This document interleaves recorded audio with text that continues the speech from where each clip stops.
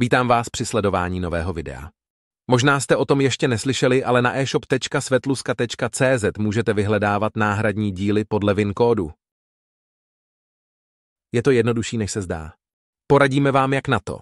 Prvně se ale společně podívejme, jaké má hledání náhradních dílů za použití VIN kódu výhody. Za prvé je to přesnost.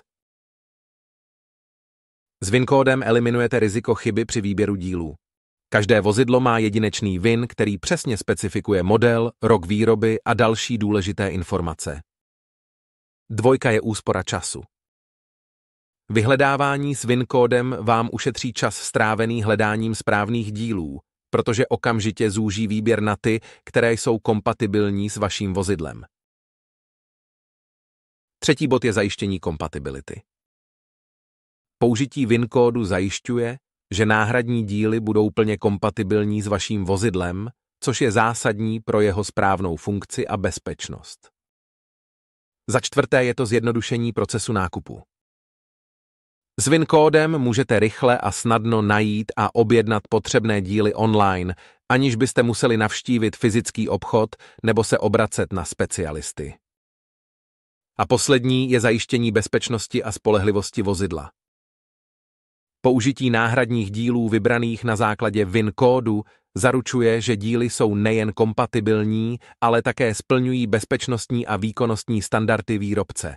To přispívá k celkové bezpečnosti a spolehlivosti vozidla. A nyní se pojďme podívat, jak na to. První věc, kterou musíte udělat, je přihlásit se ke svému účtu na eshop.svetluska.cz. Pokud nemáte svůj zákaznický účet, můžete si jej zdarma vytvořit kliknutím na tlačítko Registrovat. Po přihlášení se objevíte v zákaznickém centru. Mimo seznamu objednávek, věrnostního programu nebo změny registračních údajů se můžete podívat i na článek, kde rekapitulujeme, jak vyhledávat díly za použití VIN kódu. Nyní využijeme vyhledávací pole, které používáme pro hledání zboží. Vepíšeme do něho VIN kód vozidla a klikneme na tlačítko Hledat. Pozor, VIN kód systém identifikuje pouze pro vozidla značek MAN, Iveco, DAF, Mercedes, Volvo a Renault.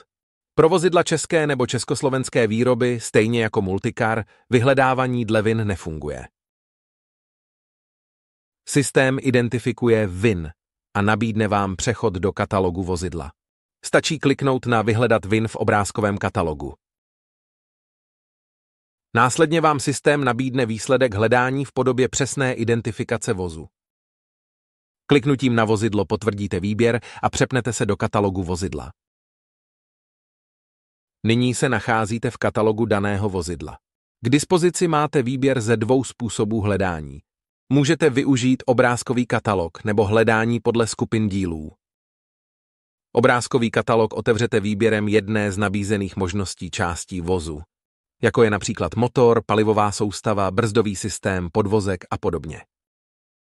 Poté se vám otevře obrázkový katalog, kde si můžete vybrat příslušný obrázek, katalogový list a poklepáním ho otevřít. Katalogový list se otevře a vy můžete detailně vidět rozpad skupiny dílů.